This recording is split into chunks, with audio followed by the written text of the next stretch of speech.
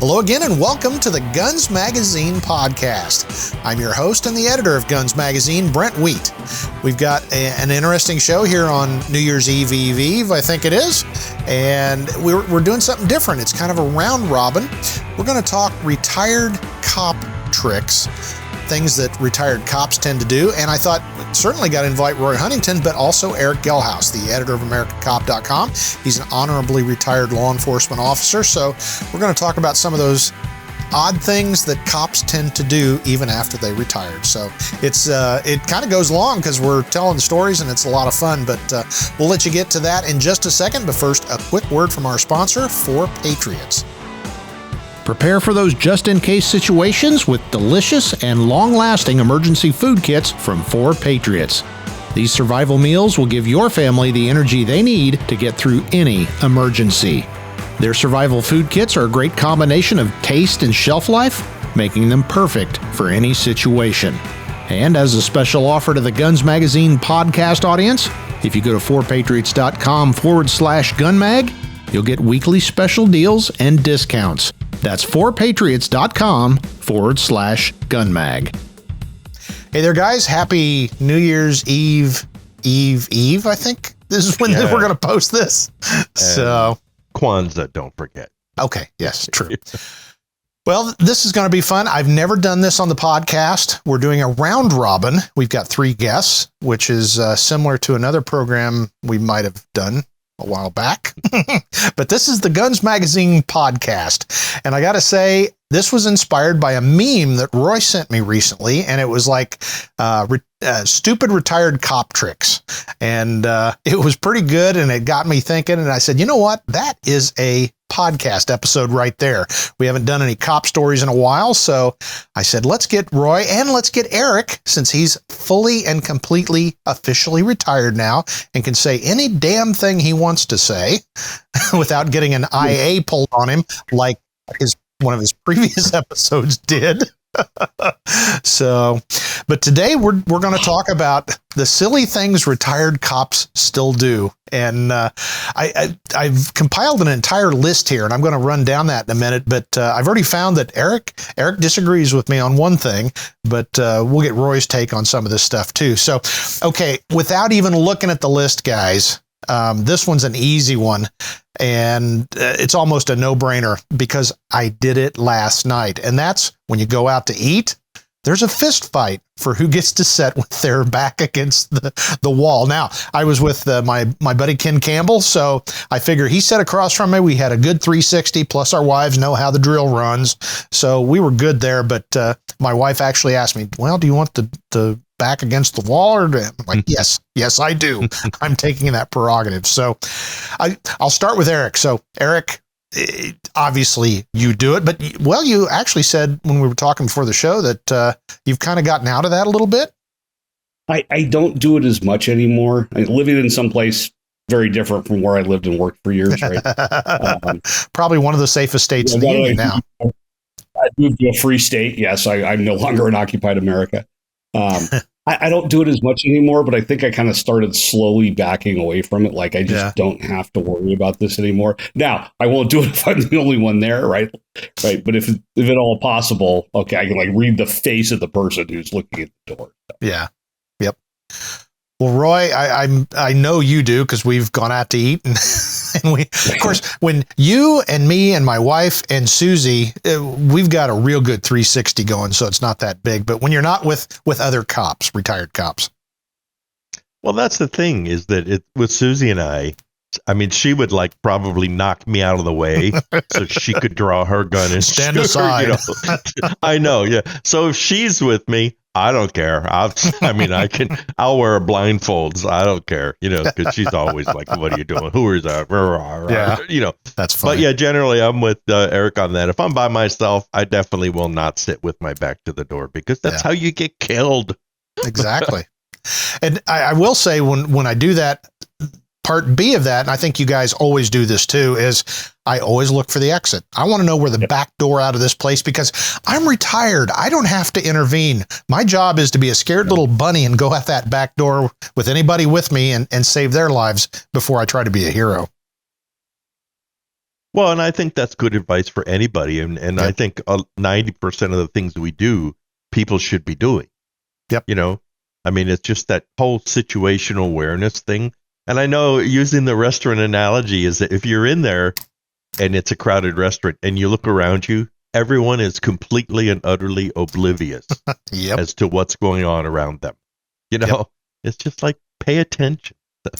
Well, and that goes to my second point. And again, I'm not even looking at my paper because this one is so obvious. And I think you guys will agree with me 100%. It drives my beloved wife crazy that I still do this. Do you see that guy? No. You see what he was in his hand and the bulge and then his tats and the eye. What guy? Like, you didn't see. Why do you keep watching people? That one's never going to go away. But what can I do? You know, it's just part and parcel of it.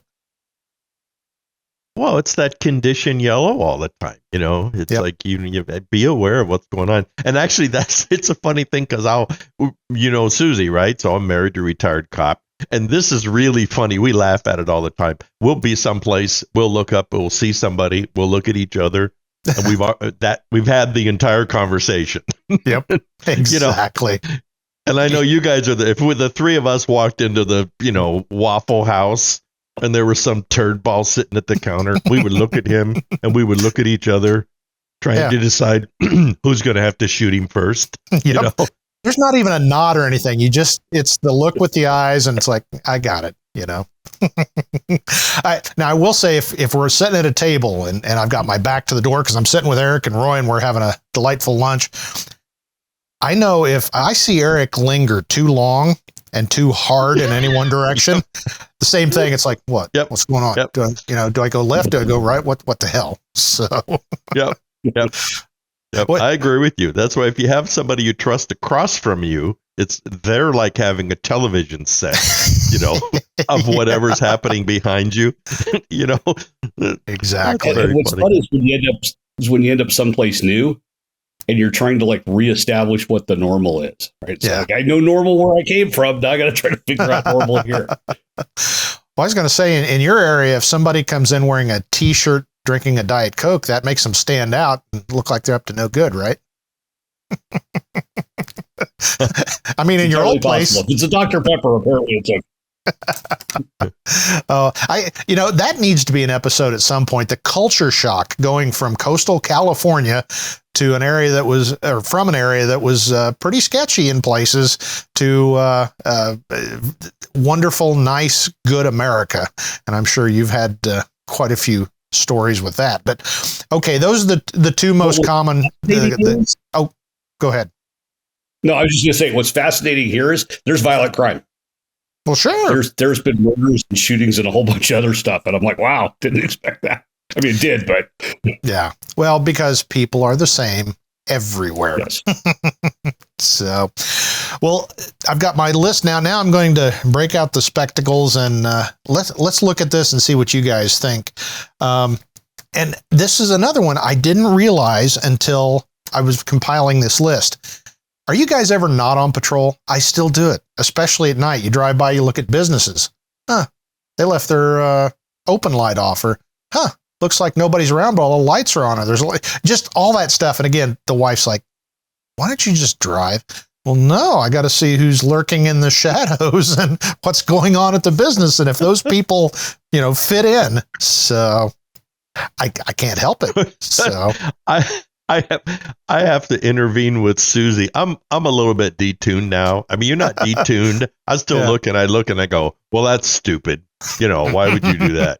But Susie will like pull over and get her phone out and take a picture. Oh my gosh. And call the business owner and say, you left your gate unlocked, or it's like, Susie, you're not the world police anymore. But I it's like, I understand. I just don't. I don't want to get involved anymore. It's not your job anymore. So do you still do that, Eric, or have you completely gone condition white? I'm somewhere between still doing it and being detuned.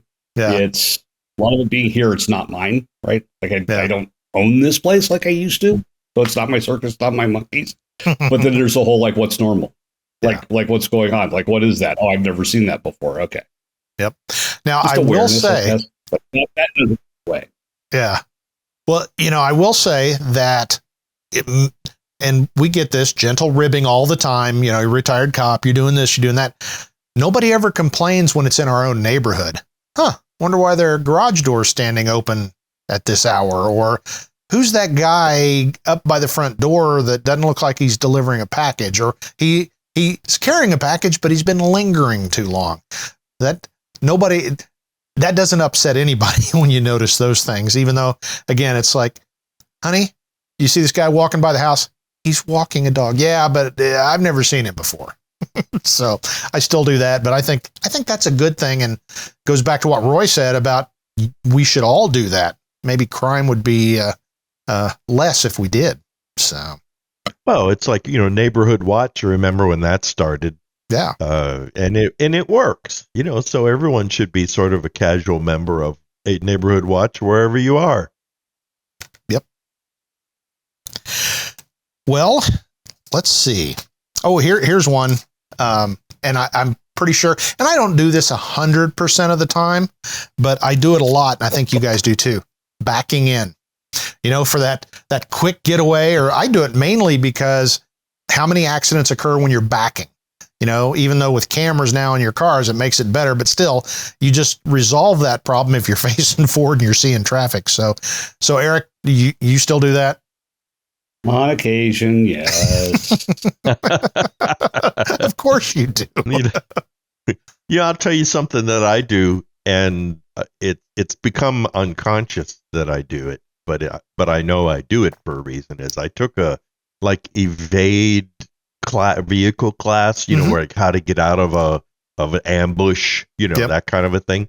And there they taught you that when you're behind somebody in traffic, if you can see their rear tires, then you can turn around them if you need to, And so I almost always am in the right lane and leave room in front of me, Yep. And so, and I think that brings up another thing, is that cops are not afraid to do things like that. It's like, if something happened over here, well, I would absolutely not hesitate at all in a microsecond, drive up and over the curb and down an embankment to get away. Right. Yeah. And I know most people, they tend to react and they go, well, I didn't believe it was happening, and so yeah, they would sit there in their car when really escape is right there, and you're driving a 2,000-pound weapon, So well, yeah, that's the other thing. Yeah, I have long ago, since I retired and become feeble and senile. If I think about this, I know you guys think about this too. When you see a cop with somebody pulled off by the side of the road, as I'm driving up to him, I often will think about, I'm going to drive my car right into that bad guy if he starts doing something to that cop. Yep. It's like, I'm going to be a YouTube video, and you're going to see my truck veer off to the right and slam right into this son of a bitch and flip him up in the air 50 feet while this cop stands there and goes, what the hell?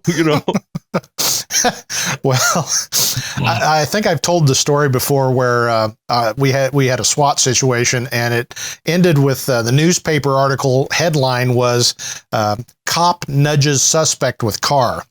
Well, nudged him about 30 yards downrange and about 20 feet in the air, and that was pre-car camera days. I still wish we'd had a car camera, and I was just thinking, I know a lot of folks that drive around with cameras in their personal vehicles. Wouldn't that be the best? I'd be freeze framing it. Look, right before the bumper hits him, his face. This week on the Cut Magazine podcast, Brett goes Leroy Jenkins. Well, I saw one not too long ago, YouTube video, and it was exactly that. It was this like down in the Southwest somewhere, and it was this kind of cowboy looking guy, and he's standing there, and he's got his pickup trucks kind of a little bit bent in the front. And they said, well, can you tell me what happened? It was exactly that. There was a cop. Wow. The bad guy draws his gun and goes like this. The cowboy's driving by, and he goes, boom. it just takes this guy out, right? Wow. And afterwards he said, well, that's not right for them to do that to these policemen. And I think it was my duty as a citizen to intervene. And it's like, I mean, the cops in the background are all but high-fiving each other and, and going like this. So yeah. So think outside the box. All right. What's another one, Brent? These are fun. Actually, that was going to be one of them, and I wasn't sure how we'd talk about it, but you touched on that. I'm sure there's probably at least one person, especially on YouTube, if they're watching this on YouTube, going, well, they shouldn't do that, and blah, blah. You know what? Whether you do or not, we find it funny, and cops have a real dark sense of humor. We're not the only ones. Emergency medical personnel in general, fire folks, anybody that deals with emergency services, and I used this the other day. Well, that guy had dandruff. Well, how do you know? And they found his head and shoulders in the bushes, and there was this silence. And it's like, okay, well, nobody else found it funny, but I sure did. So I don't know. Yeah, you're right. And if you're complaining from the safety of your own home on the couch, never having had to deal with any of this stuff at 2:00 in the morning, you can go perform an unnatural act of sexual intercourse upon yourself. Wow. Eric is certainly retired, isn't he? Yeah, that's great.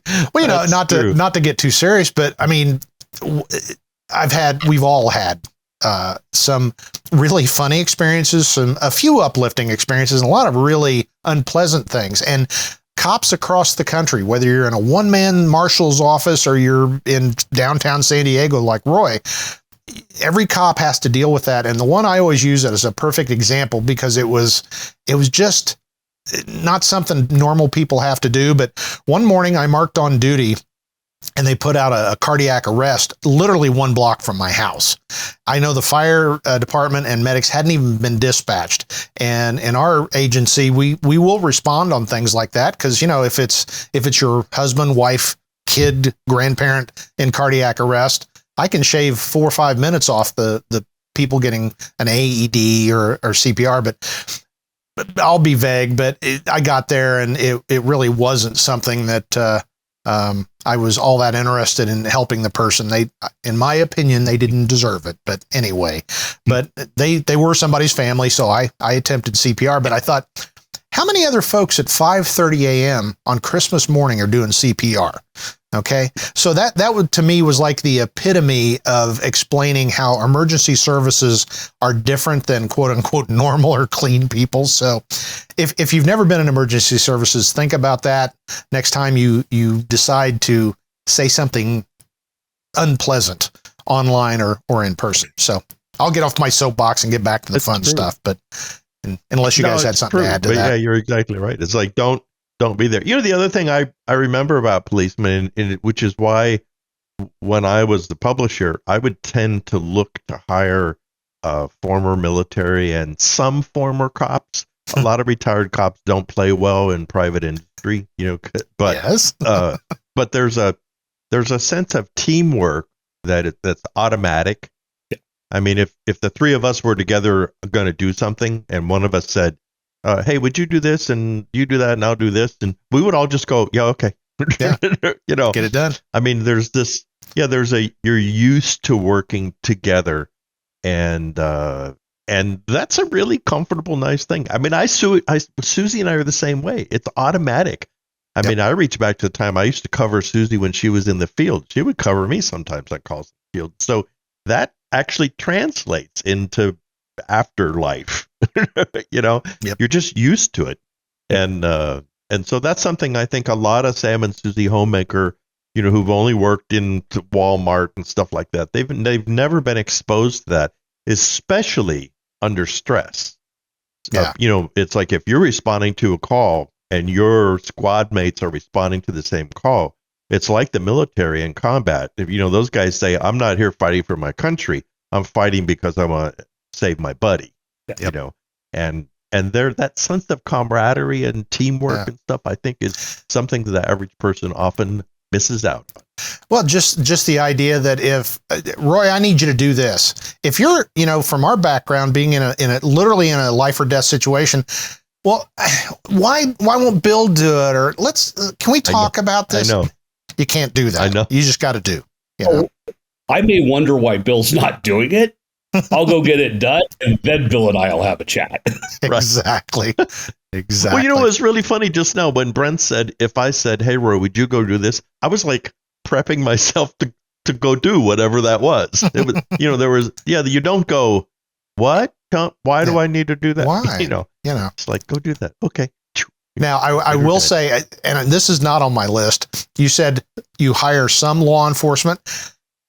Cops, I love you with all my heart. It's what I did for a long time. But one thing that law enforcement does make you tends to be a little lazy at times, because it just does. That's a common feature. So if you're one of those hard chargers and you don't take the shortcut, that's great. And I wouldn't ever call myself a hard charger, but if I had deadlines and things, for the most part, I got it done. But something about being a cop, you tend to, I won't say it makes you lazy. I will say it builds your procrastination gene. So that's one thing you'll have to get over if you plan to have a life after law enforcement. You guys agree or disagree?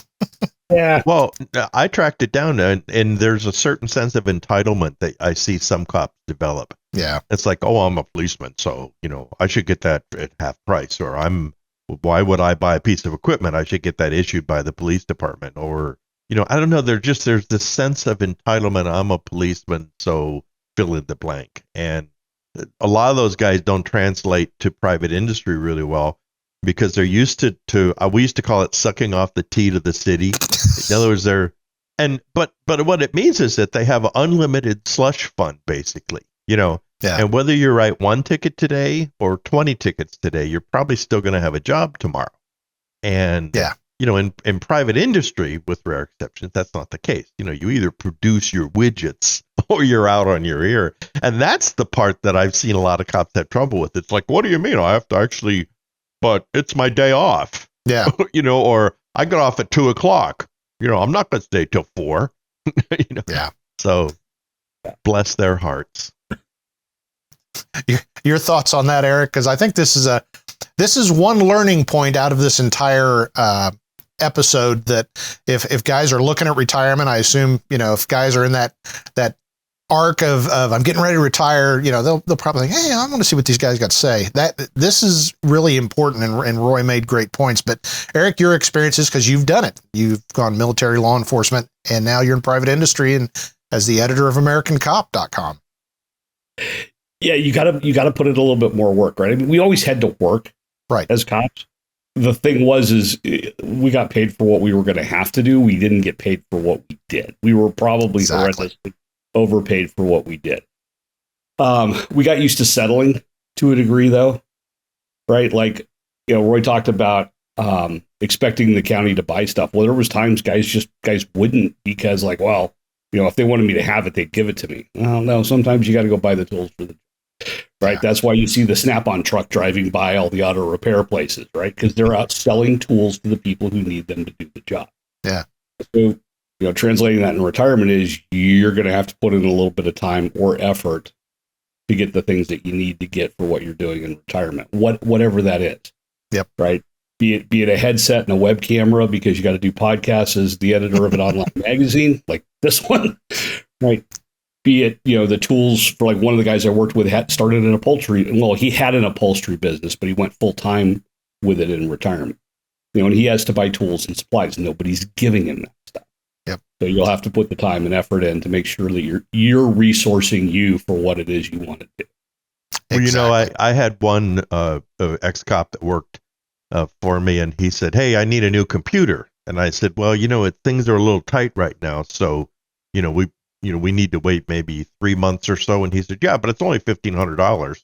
And I said, well, when you break that down, that's this many magazines, and our net profit from each magazine is this much. So this means we'd have to sell 45,000 additional magazines in order to buy you your computer. And I remember he looked at me and went, yeah, but can't you just, you know, like put it on the charge card or something?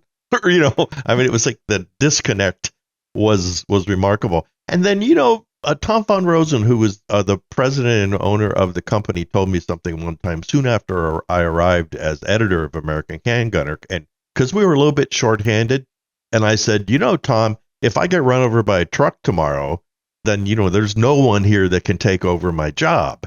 And I said, so we should have like an assistant editor or a managing editor or something, and just kind of, as part of the team. And he said, we're not the fire department. We can't afford to have guys waiting on the bench. Okay. But welcome to the real world. Yeah. Ladies and gentlemen. Yeah. And so that's a big transition. But I think as a cop now, the smart cops I see are the ones that can take what you did as a policeman and then apply some of that skill set to private industry. Our ability to communicate, our ability to have a work ethic, with some exceptions. Our ability to work as a team, our ability to be perceptive and to read people and all that just transitions beautifully, I think. Don't you guys think? Exactly. And perfect spot to now let's get back to the fun stuff here. I do this a lot, except with my wife, because she's broken me of it. But I think I've done it with you, Eric, and I may have done it. I know I've done it with Roy. Clear right when you're riding shotgun. Yeah. Yeah. Oh, yeah. Yeah. And for folks that don't know what that is, when you're riding two-man, if you're running hot, or sometimes just at a busy intersection, especially one that's kind of canted, if you're the shotgun guy, it's your responsibility to watch traffic. Now, the driver's the ultimate responsibility. They can't just go blindly, but especially if you've been working with somebody for a while, you trust them. If they say clear right, that means it's clear and we are going. Yep. So still do that. So Susie does it to me all the time. Yeah. We'll pull up and we'll say clear right. Of course, she also goes green light. It doesn't get any greener. Yeah. Did you guys do something different, Eric, in your area? No, but the times I was working gangs, I had a partner. So you had the same partner most of the rotation, so you were good. Having a trainee, you couldn't always the clear right, clear left. Yeah. So you ended up double checking if they were a new guy. Yeah. That's funny. I'm thinking back when you're breaking in a trainee, all I need is clear right. And after the white car. No, there's 7 white cars in the intersection. Either I'm clear or I'm not, and it's your call, buddy. And they look at you like, oh man, okay, I can't just sit over here. Well, this one's pretty funny, and I've got actually a couple underneath it, but I'll start with Eric. Describe your procedure before walking into a gas station or convenience store, because pretty entertaining from a retired cop standpoint. It starts about a block away. What's in the parking lot? Is there you don't go to Port Arms or anything, do you? No. But like, is there one of those cars you might profile as having been the kind that you frequently dealt with your career? No, it's not a blue Subaru Outback in my case. Yeah. Is it in front of the door of the business with the door open and no one inside, right? Yep. Can I see the clerk? What's going on with the clerk, right? Who's on the periphery of the parking lot? And then as you get closer, right, you start narrowing it down to who's inside doing what and what are they looking at. Okay, I can probably go inside now. Anything to add to the checklist, Roy? Who here has driven by a gas station because you look over and you go, nah. Yep. Absolutely. Especially when you're traveling on the interstate or something, because it's the difference between the, brightly lit truck stop with, people milling about and the busy, or Bills, Buds, Suds, and Fuel. And, you pull up and there's like a bunch of guys hanging around outside and there's, a dog standing in the corner. And I just think, what, I can probably make it to the next exit, Yep. But we all know people who would just be completely blind to that. And they would just pull in and get some gas and, I had that last year. We took a cruise down to various islands and we were on St. Croix. And we were walking around. It was really hot, and I wanted to get a drink of the non-alcohol kind. And we came upon a convenience store in St. Croix in, I wouldn't call it a sketchy area, but it was kind of going from tourist to not touristy. It was a transitional neighborhood. A transitional neighborhood. And there was a storefront, and it was one of those things that we turned a corner. I said, I think it's right around here. And I turn, and there's 3 dudes drinking 40s just hanging out. And I said, but unfortunately, we're not going in there. And in all likelihood, from my experiences in life, I could probably walk, and especially in the Caribbean, I could probably walk in there. They'd be, hey, man, what's going on? And we'd have a great time and we'd talk and make friends and all that. But the other possibility was it wouldn't go that way. And I figured the downside to that outweighed the possibility of having a great interaction and meeting new friends. So, and that was a cop thing, purely a cop thing. They weren't doing anything. Well, you know, it's like when sometimes I know you guys have had this happen and feel the same way, is that you'll say, well, why don't you lock your car? And people say, oh, it's okay. Nothing will happen. Yeah. And it's like, I wish that I knew that. You know, what special power do they have that they know that nothing will happen if they leave their front door unlocked or something? And it's like, I think, Eric, you said until someone's actually out there in the field, it's 3:00 in the morning, and you're talking to some guy who's sitting on the curb with a bloody face, holding it up, and he's saying, man, I don't know. I didn't think he was going to hit me. No. Yep. Like, yeah, you have to believe it sometimes. Yeah. Or anything else, right? And we could go into graphic detail of events we've been involved in where a normal person would never have thought that would happen. But anyway, talk about the good stuff. You mentioned traffic accidents earlier. Yeah. And driving by them, like in the process of driving by a wreck on the side of the highway. It's true. And how many people, I know you had a different perspective than I did. I've never worked traffic. Like I went to the academy, I went to the basic accident investigation course, but working for a sheriff's office, I never took a traffic accident. So when I drive by a wreck on the side of the highway, I'm like, could you please depress the gas pedal and keep going? All right, I don't look at the wreck. I may look over to see if I know the cop. Yeah. But that's the extent of it, right? I'm not trying to figure out why it happened. Wow. You know what's funny? Drive. I never even thought of that. The idea of a policeman not ever taking a traffic accident report is amazing to me. Yeah, it was a deputy, Roy. Yeah, well, in our area, I mean, the sheriff's office covers all the rural areas. So, you know, I started out as a sheriff's reserve. That was one of the main things we did. And I'll tell you a quick story that just came to mind. And that's the fun part when we start telling stories. You think, oh, yeah, and this and that and that. It was probably 15 years ago, about this time of year. It was right before Christmas. And we have a significant interstate that basically goes around our town. So we got 4 exits. So we did a lot of crashes on the interstate. And there's no bigger barrel of fun than a crash on the interstate, especially when it just started snowing. Check local listings. In our area, you know, it'll be 100 and some occasionally in the summer, but it also, when we get that first snowfall, forget going home on time, forget eating, forget bathroom breaks. You're just going to be covering accidents. And anyway, so I get a call to the first accident out of a string of them. It just started snow, squall, crashes, everything. So I get there and it's awful in terms of a SUV went off the road and rolled, but everybody was seatbelted. It was fine. But cars are doing this. It's on a ramp and spinning, and that's where it really gets awful because I'm thinking we are going to die.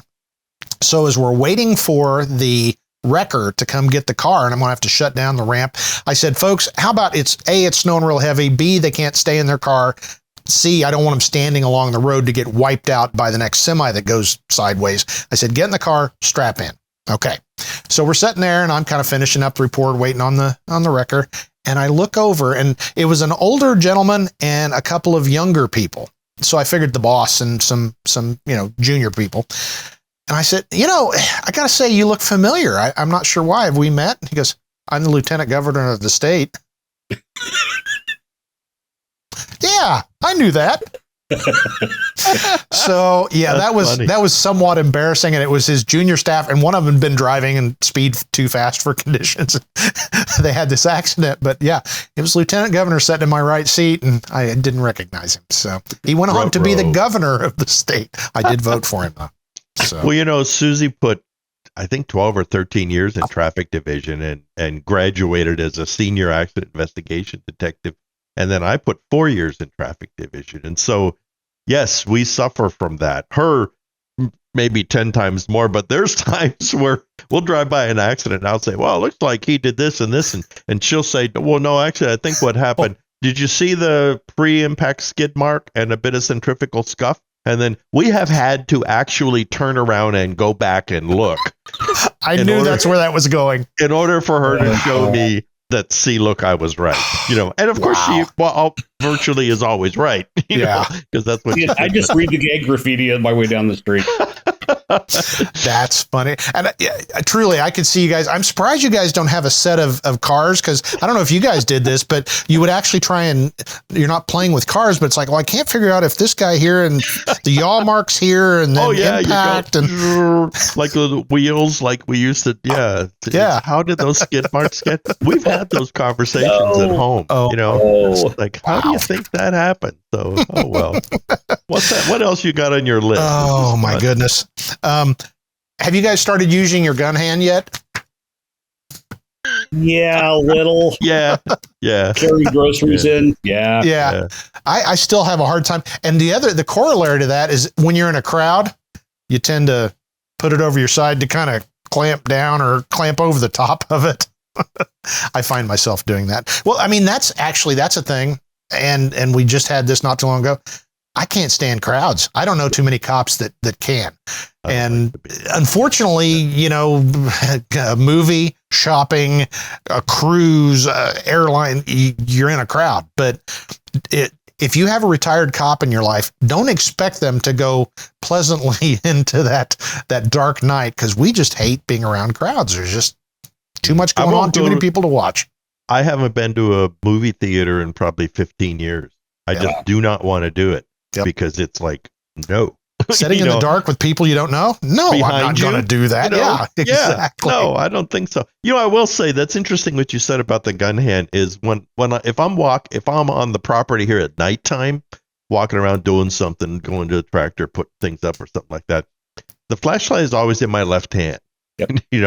And the gun is in my right pocket. Right. Mm-hmm. But because around here, I don't know, what's going to pop up out of the woods. Who's going to be by my tractor or something. But yeah, I can't. It's like feels like you're on a tightrope. If the flashlight's in my right hand, I just can't do it. So, well, there's a corollary to that too. And my beautiful wife Shirley, she understands this, but it still kind of drives her a little bit crazy. I don't want her walking on my right side. And that's a cop thing, but that's one of those that really people that carry should be cognizant of. But, and we still hold hands and do all that romantic shit. But I only want to do it with my left because, I'm used to moving her, protecting her, grabbing something. I got to have my gun hand ready to rock and roll. And that gets a little tiresome at times.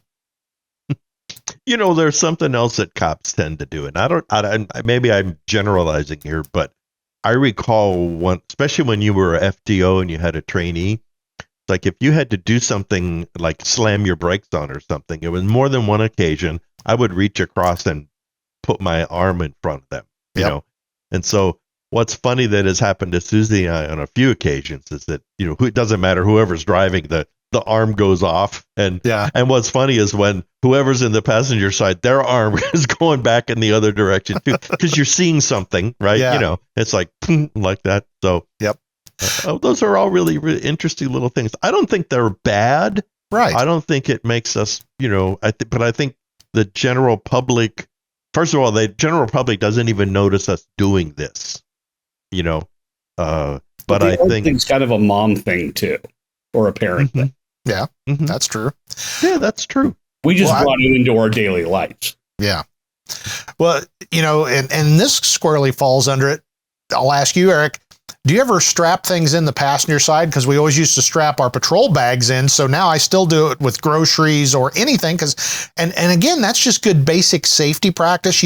If you have to do something, you don't want this stuff flying all over the place, hitting you in the face, landing under the brake pedal. And most folks don't. Seatbelts go across computer bags, backpacks, whatever's on the passenger seat. Part of it's for that. Part of it's to shut up the stupid beeping thing on the dash. There's weight on the seat and the seatbelt's not on. Well, I think if anybody's listening to this, one of the takeaways they should have is if you pull into the Walmart parking lot, and this is something we would all do automatically. It's like you kind of look around real quick, see what's going on, see who's hanging around, who shouldn't be there. Of course, in Walmart, most of them look like they shouldn't be there. But yeah. But when you go to park your car, don't just park your car blindly, in between two cars in the dark part of the lot. Just keep your wits about you. And, park over here where you may have to walk a little farther, but it's nicely lit. You have room around the car. You can see if anyone's hanging there when you come back and stuff like that. So that's a typical thing that we do automatically that I think I would like to see more people do. Yep. Just keep your wits about you. Yep. Well, we've got time for one more, and I think you guys do this too, but I cannot stop myself if I'm talking to somebody I don't really know or I've just met. I assume the interview stance. I got my hands up here. I blade. I'm, all this. And I don't intend to do it. I don't walk up going, okay, take an interview stance. It's freaking automatic. So yes. It's just setting yourself up in a position of advantage. You're offset to one side or another. You're not standing flat foot in front of somebody. Yeah, it's one of those unique things that carries over. And I don't do it to just the regular guy. Oh, no. I mean, when I'm talking to the sales guy at the, Home Depot or something, but there are definitely times where, you get some guy, contractor, it's the first time you meet him, he's showing up on your property, and you just think, and you're kind of like, what's interesting though, Brent, is that Susie real well, is that if the two of us are in a situation like that, I know one of us will move off and we'll do contact and cover. Contact cover. But it's just like it's not paranoid or anything. Right. It's just automatically, and it happens. And one time we had an incident up at the Gore Point here, where by our house, where there was a little accident, and our neighbor called and said, "Hey, this guy, I think he's beating on his wife, and their car crashed outside. Would you guys come up?" And I said, "Well, did you call the police?" And she said, "No." And I said, "We'll call the police." But so Susie and I jumped in our little E-Z-GO and ran up to the entrance, where our mailbox is, right? And sure enough, there's a car crash there, and there's kind of scabby looking dirtbag crystal meth guy there, and he's yelling at his wife inside of this car and stuff. And so I just pulled up. Susie was with me, and I just said, "Hey, how you doing, man? Cops are coming. Do you need an ambulance?" We're like doing that. And so he sees me, and you can see me visibly kind of cools down. He keyed in on the fact cops are coming, right? Yeah. And I said, "Hey, are you okay, ma'am?" Right? And so we're kind of all done and stuff. And so I turn around and go back to the E-Z-GO, and Susie's standing there with her XD pistol held down at her side, bladed by the E-Z-GO, And I thought she was going to, completely fill this guy up with 9mm. Yeah. Had anything bad happen. So. Wait. Okay, Eric. You know what I immediately thought when Roy didn't mention the cops are coming is he said that on purpose, right, Roy? To let the guy know the police are coming. And my immediate thought was, what was going through the guy's head? Are my warrants still active, or did I take care of everything? You could see that. My friend Jones. Yeah, exactly. And I didn't have contact cover on there, but thinking about, again, I hang with my friend Ken Campbell a lot. We'll be going to the SHOT Show here shortly. We do the same thing still. If we're out in public and meeting somebody we don't know, especially if it's a kind of situation where it's a little unexpected. There's a famous story where he and I were walking across a casino and somebody pointed him out. It was a former student, but we didn't know. So we're doing contact cover and all this stuff. And people was that the Browning High Power? Yes, I believe it was. Yep. So it's funny. But again, I think the takeaway here is it's just good safety and situational awareness stuff. And I know our family and friends make fun of us sometimes for it, but I don't ever feel bad, because it's just trying to do things that enhance your personal safety. And that's what they drill into us as cops. And even if they didn't drill into us, you learned it real quick. You either do this or bad things can happen to you. So it's, well, the funny thing is that people, if something bad happens or dangerous or tense happens or something, they come to us. Yeah. Yeah. In other words, how many times have you had somebody say, you've got your gun with you, right? Well, of course I've got my gun with me. Yeah. I guess you don't have yours, you idiot. Yeah, exactly. Well, this was fun. There's probably a long list that we could do a part B show. Yep. And like I believe it was last week, we talked about Christmas stories with Roy, and we asked folks, send us letters, editor@gunsmagazine.com, or if you're watching on YouTube, leave us a comment. Same thing here. Tell us a good thing that you've noticed, because like I said, I've got a whole list. We didn't even touch on them. And I got to say, when I was trying to compile that so we'd have stuff to talk about, I just chuckled out loud some of this stuff. And some of it is a little rough, so we won't talk about it. Maybe we need to do like the Patreon only version or something. Right. The Guns Podcast Uncut. But again, it just boils down to that's good skills we learned to hopefully keep us and our community safer. So it's if you have a law enforcement officer in your life, whether they're active or retired, bear with them. They're just doing what they need to do. And I will say in closing, if you're retired, go for it. Don't be the guy that stays too long. I saw a great mug that I actually wrote down. On the job, you're the best. Off the job, you're a pest. So I can't, that is wonderful advice. And I think you guys find it too. Of course, both of you have moved away from your department. I still live in the community I policed. And so I still talk to the guys a lot, and the guys all considering retirement come and talk to me. Well, how does this work? And what's it like? And, it's great. Retirement is wonderful. You've done your job. You've honorably performed your job. Now take that retirement and go do something fun.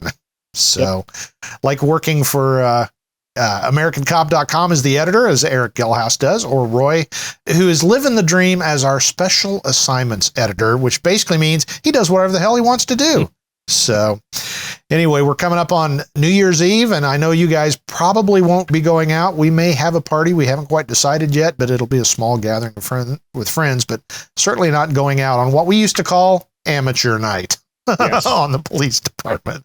So, well, again, Erick Gelhaus and Roy Huntington, I appreciate you guys taking the time to talk retired cop stories here on the Guns Magazine podcast. Thank you. Bye now. Well, it was great talking to Roy and Erick and telling stories, because that's what old retired cops like to do. Well, before we go, I would like to remind you, please check out our great sponsor, 4 Patriots, for all your preparedness needs and supplies. If you go to the number 4, the word patriots.com, and type in /gunmag, you can check out all the great deals and offers exclusively for the Guns Magazine podcast audience. That's 4patriots.com /gunmag for deals and offers. Well, that's it for this episode of the last episode of 2023 for the Guns Magazine podcast. And on behalf of all the folks who work here at FMG Publications, I'm Guns Magazine editor Brent T, reminding you, now get out there and get shooting.